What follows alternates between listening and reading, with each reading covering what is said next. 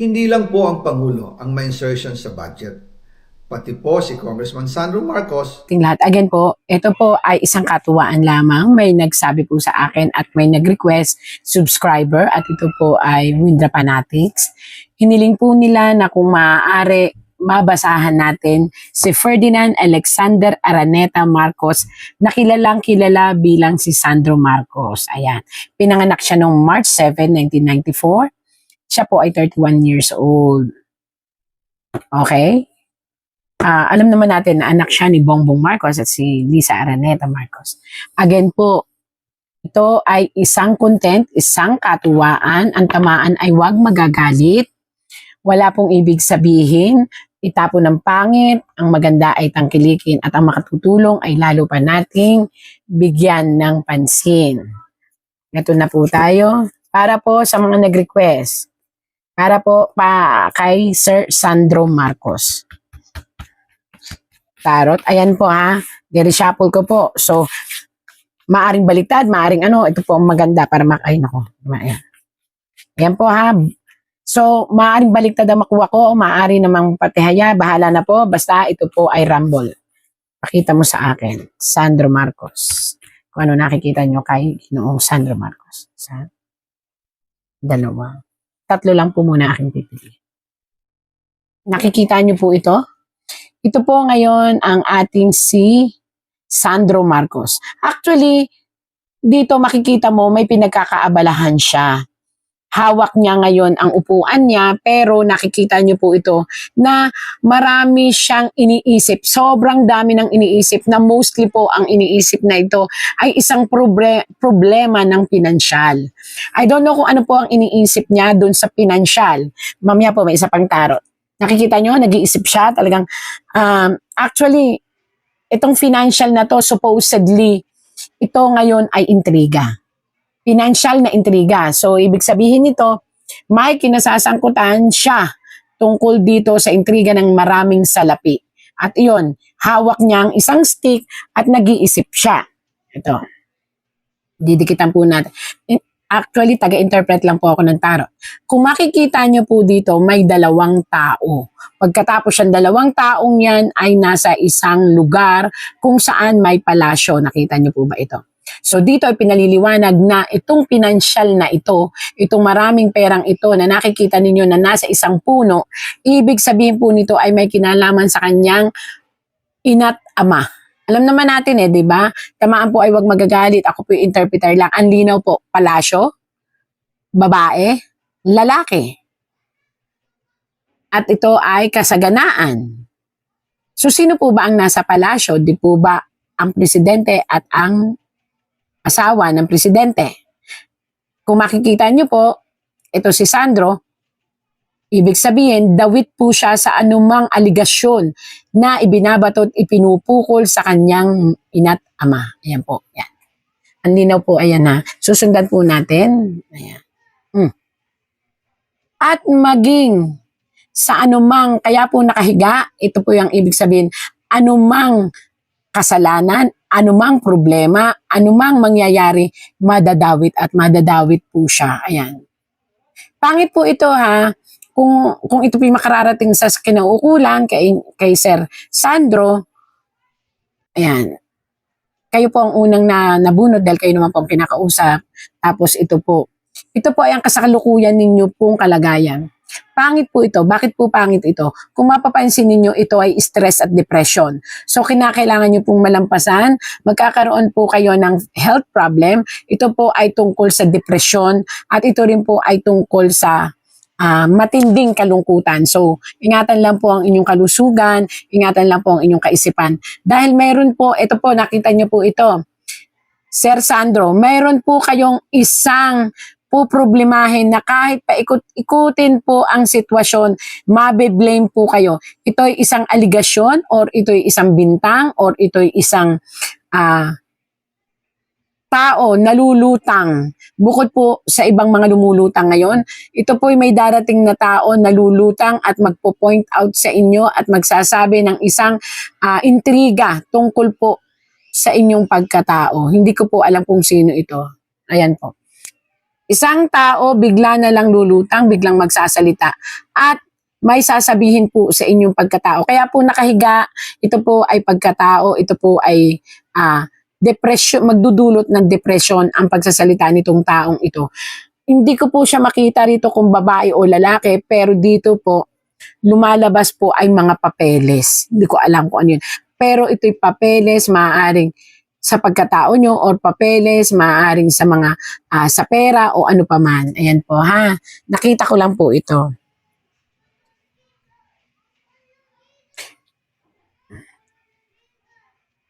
Nakita nyo po ito. Sa totoo lang po, kung nasaan man po kayo, mas gusto nyo na pong magpahinga, lumayo muna, maglakbay muna. At ang dami pong hinahanap na sitwasyon na gusto nyong kalimutan muna ang napakaraming bagay. Ito po.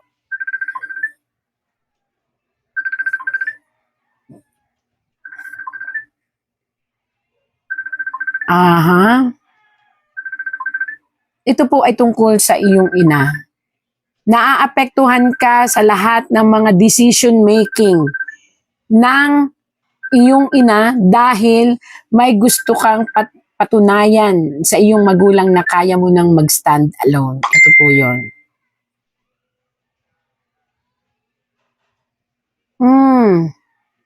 Sa totoo lang, ang iniisip nyo, Sir Sandro, is hanggat maaari sana maipaliwanag mo ang side mo. But unfortunately, Sir Sandro, nakikita nyo po ito. Ang magiging solusyon ng lahat ng problema nyo sa dulo ay ang paglayo. Yan po. Ayan, paglayo, pag-alis, paglisan. Yan po ang magiging solusyon ninyo at the end of everything. Kasi talagang may darating po na pagsubok mismong sa inyo. Hindi po ito dawit ang nanay at tatay nyo. Ito ay pagsubok kung paano nyo maipapaliwanag ang mga bagay-bagay. Kasi meron pong isang tao, itong taong ito, na babalik at babalik, ito po'y bata pa, pero talagang pipilitin niyang alamin at arukin ang pinaka-bottom line ng mga issue tungkol sa inyo at ito po'y magiging matindi ninyong kalaban. At pipilitin niyang ilabas o patunayan lahat ng sinasabi niya ay totoo. Ito po, lalaki po ito, bata pa po ito. At ito'y susuportahan. Hindi po ito nasa line ng blood ng mga Duterte. Hindi po.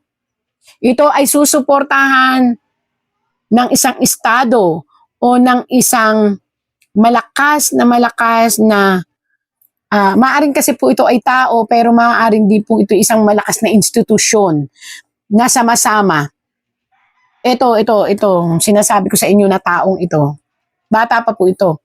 Pero may susuporta sa kanyang malakas na institusyon na hindi kahalubilo ng mga Duterte. Ibang institusyon po ito at ito ay strong alliance niya na alliance din ng mamamayan. Hindi ko po alam kung ano to. Maaring ito'y tao or isang institusyon or isang grupo. Yun po yun na. Actually, sa totoo lang, punot dulo pera. Punot dulo po ay pera, kaya nakatingin na yan, punot dulo ay pera. Hawak ang mundo, ang ibig sabihin po nito, haharap kayo sa isang paglilitis. Doon po, eto doon nyo po ano bang tawag doon?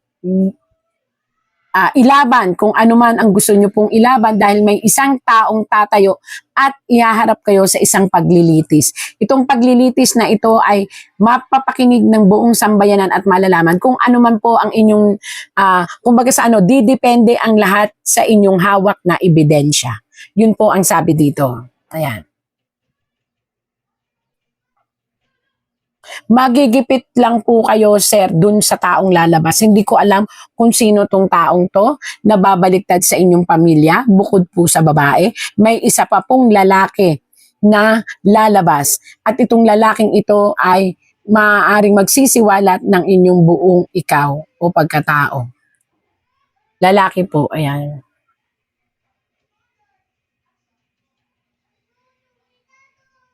haharap po rin kayo sa matinding pagsubok ng pagkakaalam ng inyong pagkatao mula pagkabata. Ito po ay pag-uusapan sa social media, pag-uusapan ng mga tao, pag-uusapan ng mismong ng buong bansa. Pero kayo naman po ang makapagpapatunay niyan, sabi ng tarot. Kaya ito po ay dadanasin nyo daw po, sabi ng tarot. So, kinakailangan nyo po kayong maging handa kung ano man po ang mangyayari dito sa revelation na to. Kasi po, ang magre-reveal po nito, ayan, ay hindi po antiyahin o kadugo. Ibang tao po ang magre-reveal. Ibang tao na nakakaalam ng buong istorya ng sitwasyon ng buhay ninyong pamilya. Ayan po. Di ko po alam kung ano yan. Yun po ay sa tarot lang.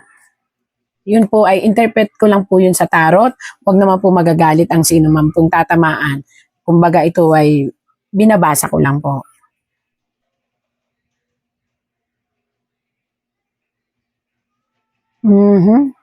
Mag-ingat. Mag-ingat sa pagpapasya. Huwag na huwag kailanman magpapadala sa kapusukan ng iniisip dahil susubukan ka ng panahon, Sir Sandro. Isang batas ito. Isang batas ito nagagawain ng mga tao. So, ibig sabihin, maaring ito ay ang mga tao ang magbabata sa kanila o ahawakan ng mga tao ang batas sa kanilang mga kamay. At maaari pong ang mga, even po yung mga kakampi ninyo, at even po yung mga nasa likuran ninyo, ay maaaring maapektuhan po nito. Hindi ko po alam pero ito po ay usapin ng mga tao at pag-aaklas. So, ang ibig sabihin po siguro nito, may isang malakas na grupo na mag-aaklas at ang pag-aaklas na yon ay maapektuhan ang posisyon ninyo at kukwestiyonin kayo and haharap po talaga kayo sa pagpapaliwanag sa mamamayang Pilipino. Di ko po alam kung ano yun, pero ito po may kinalaman sa pondo. I don't know kung ito'y pondo ng inyong nasasakupan o ito ay pondo ng mga perang lalabas na akusasyon ng isang lalaki. Kilala naman natin ito ni Saldico. Yan po.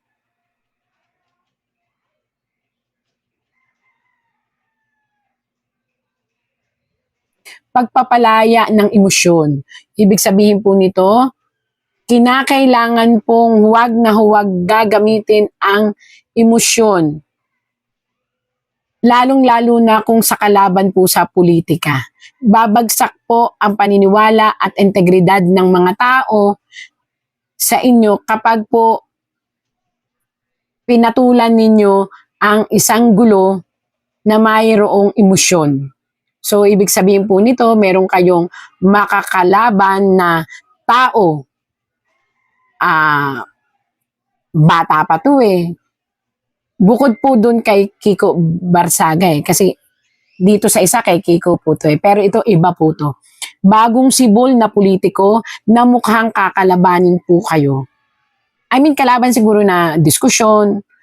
Pero talagang kukwestiyonin ang bawat galaw nyo at maaaring ito ay kadugo nyo rin po or malapit sa pamilya nyo. At ito'y susundan ulit. Kaya po gumuguhong kasilo, susundan ulit ito ng,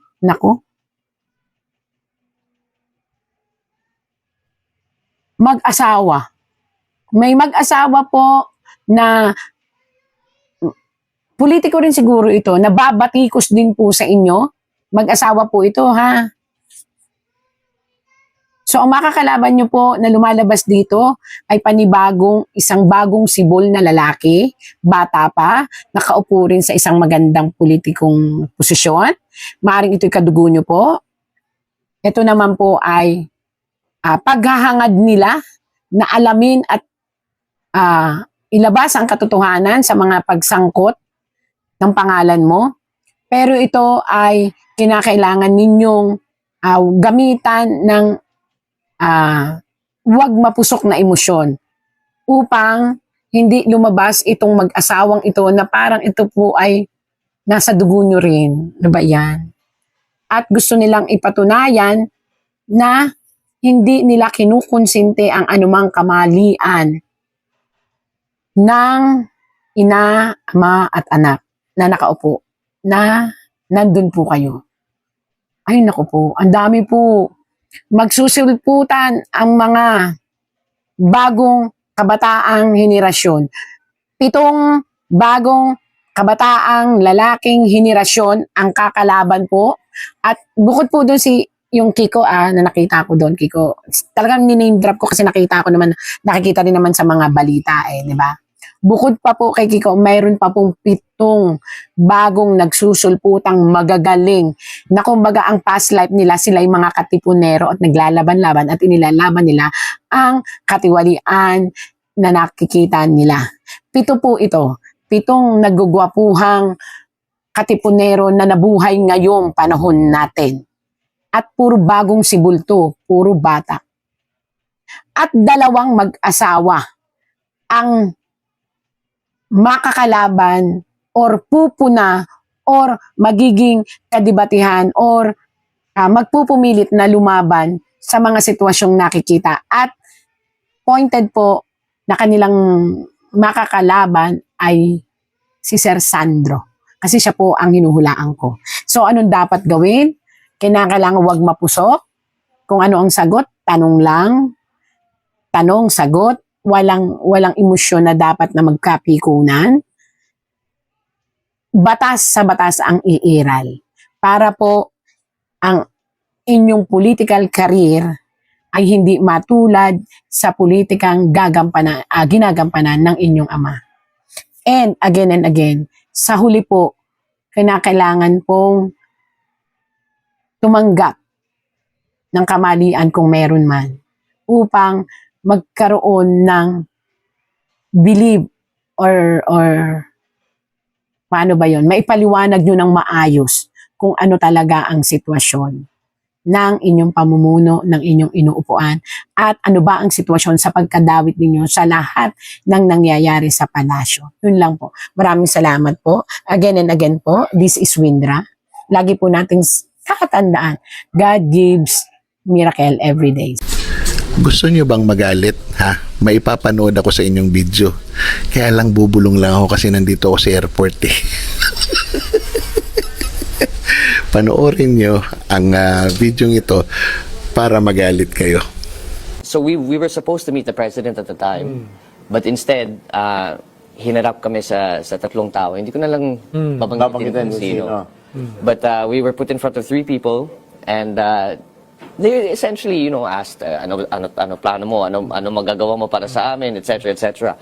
And then there was one person who's a sitting official now, hindi ko na lang sasabihin, but that's a clue.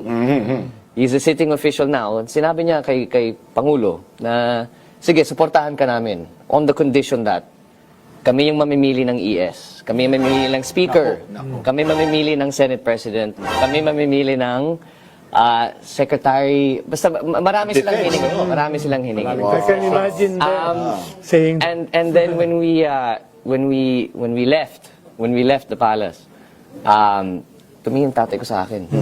Alam mo, kulang na lang papatayin na nila ako. Ayan. Nakakagalit, di ba? Bakit nakakagalit? Gumawa na naman ng kwento ang mga Marcos. Ngayon, ang nagkukwento na si Sandro.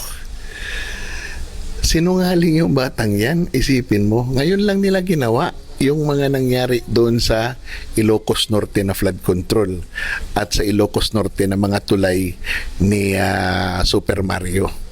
Ngayon na natapos na nila, mayabang na siya. Kaya pwede na siya magkwento. Ano ba ang extraordinary doon sa kwento? Yung sinasabing magdidemand ang Malacanang, nasa kanila yung executive secretary. Kailan ba nangyari yun? Kailan pa? Kasi wala naman, pag nananalo naman lahat bumabaliktad ang sitwasyon. Hindi naman yung mga pangako nangyayari. Lalong-lalo na sa isang Marcos. Meron bang nangyaring totoo sa mga ipinangako ni Marcos? Wala naman. Diba? Yung pang sasabihin nila, sa kanila yung ES, sa kanila yung secretary, sa kanila yung speaker, sa kanila yung Sus, Ginoo. It will not happen.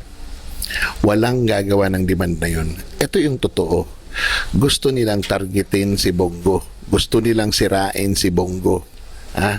Yan ang target nila, yung pinatutukuyan niya na tao na sitting now as a public official, si Bongo. Yun ang kanyang pinatutukuyan. At gagawan nila ng istorya para masira. Pag masira, kakasuhan nila ng plunder. Malakas kasi si Bongo sa taong bayan. Kaya ang gagawin nila, sisirain muna nila, i-discredit muna nila bago nila kasuhan para katanggap-tanggap sa taong bayan. At ang kanilang gagamitin pansira, yang istorya na yan ni Sandro Marcos. Gagawa na naman sila ng kung sino-sinong testigo na naman. Kahit dalawa lang, si Marcos at si Sandro Marcos at si BBM, di o mano na nagpunta sa Malacanang. Kaya imagine sasabihin niya, parang papatayin si Marcos. Praning talaga ang puta. Adik ang puta. Guilty.